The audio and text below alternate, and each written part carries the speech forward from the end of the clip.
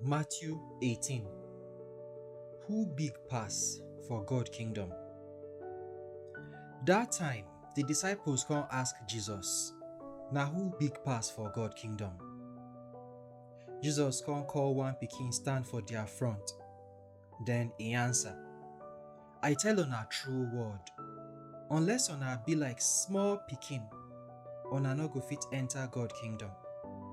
Anybody wey bring himself down like this small pikin, na him big pass for God kingdom. Anybody wey welcome one pikin like this one for my name, welcome me. But if person make one of these small children wey believe me commit sin, e better make dem tie grinding stone for him neck, make he sink inside river." Wahala dey for this world because of the sin wey people dey commit. Na true say trouble must come, but e go bad for the person wey go cause the trouble. If your hand or leg dey make you sin, make you cut am throway. E better make you enter God kingdom without hand or leg than say God throw you inside fire wey no dey quench. If your eye dey make you sin, make you pull am throway.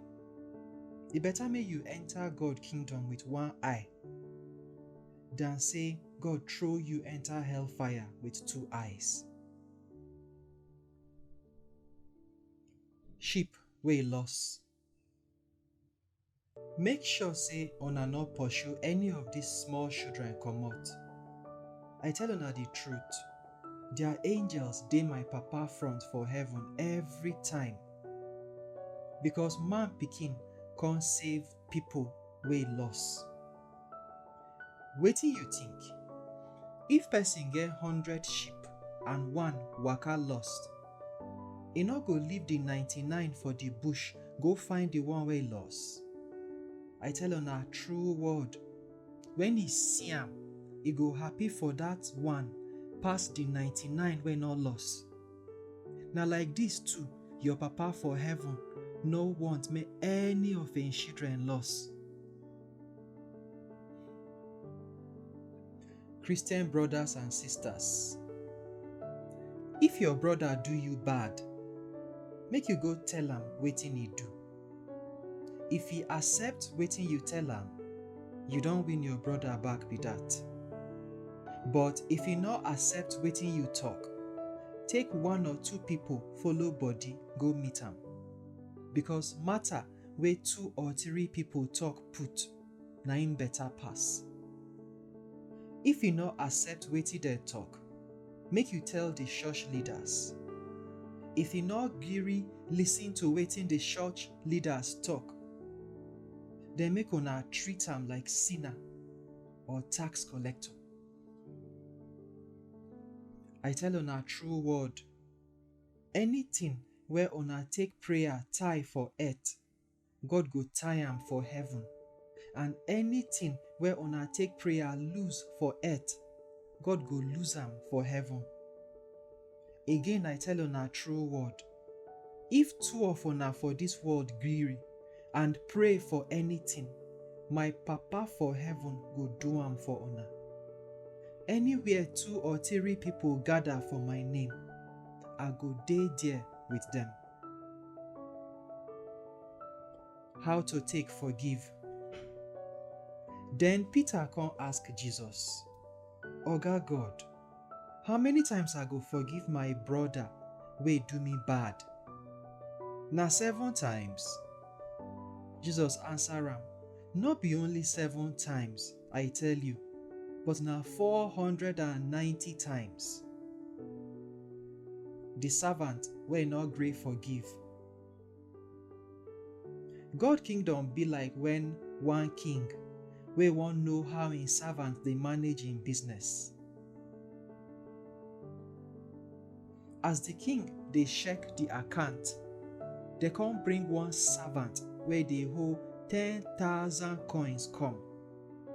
Because e no fit pay wetin e owe, the king come order make dem sell the man, im wife, im children and everything wey e get take pay the debt. So the servant fall for the king front dey beg, "Oga God, may you dey patient with me. I go pay you everything." The king sorry for the servant, come release am, say may e not pay again. After, the same servant come see another servant wey dey owe am 100 silver coins. E seize am for throat, nearly kill am, come tell am, "Make you pay me my money." The servant wey e seize for throat come fall for ground dey beg am, "May you dey patient with me. I go pay you your money." But e no gree. Instead, e carry am go put for prison until e go pay wetin e owe. When the other servants see wetin happen, dem no happy at all. So, dem come go tell the king everything wey happen.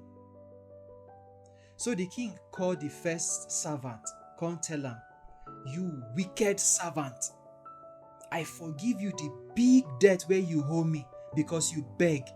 Wetin make you not sorry for another servant like you, just as I sorry for you?" With vexation, the king come give the servant to soldier, make dem suffer am well well until he pay everything wey dey owe. So, na like this too my Papa for heaven go do una, if una no forgive una brothers from una heart.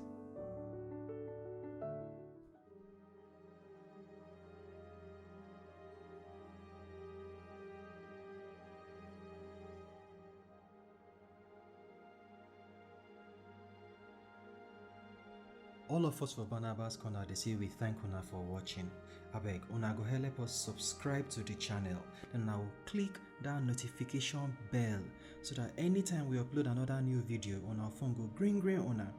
Una go help us like the video, una will help us share am with una friends, and most important, make una tell us wetin una think for the comment section below.